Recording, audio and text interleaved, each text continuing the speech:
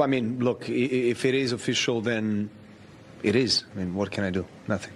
That's it. You know my position, so it is what it is. I'm hoping, but, you know, if I can't go, I can't go. That's it.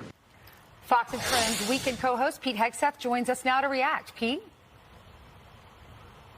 Happy New Year to all of you. Listen, I mean, he's not going to take it. Why would he at this point?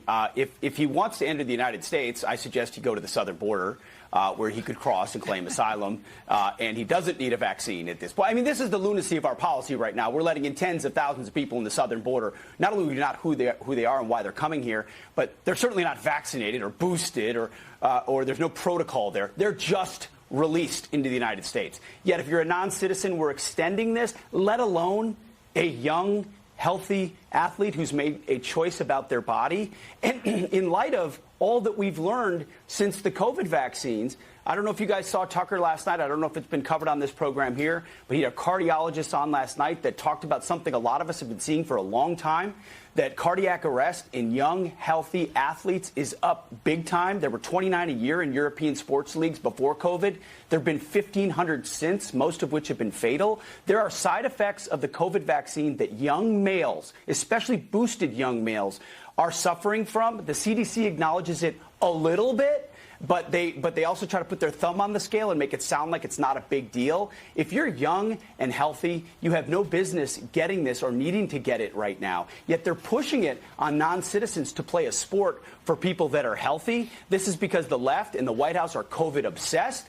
I traveled in the middle of this year to Israel as someone. I don't talk about my vaccination status often. I've had COVID multiple times, but I got an exemption. I didn't get the vaccine. I was able to travel to Israel and do a film called The Life of Jesus, which is on our platform right now. And Israel had the most prominent COVID restrictions of really any country across the globe. But they realized that phase is over. It's time to open up to the world. For some reason, Joe Biden, this CDC, and the White House can't figure that out. And Djokovic is right. Don't bend to this stuff. It's just a game. Ultimately, your life is what matters a lot more.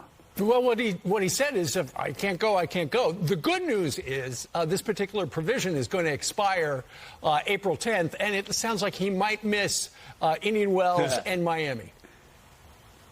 I mean, expire in April 12th. I mean, 2 weeks to slow the spread. I mean, they tell us something's going to expire and then it doesn't expire. And then the science, the science is supposed to confirm or lead what we do or what we don't. And then we watch our politicians ignore that science. That's the problem here. There's guidance to be given on vaccines or other things in our health community today that people are now skeptical of because they put their finger on the scale and have ignored who's actually vulnerable to these things. And guys like Djokovic, guys like Kyrie Irving, who stood up on the issue of vaccines and said, I should be able to make a personal choice, or Aaron Rodgers, are demonized for that. But they're making their own health decisions. And I think that's what everyone has to do now, especially this far away.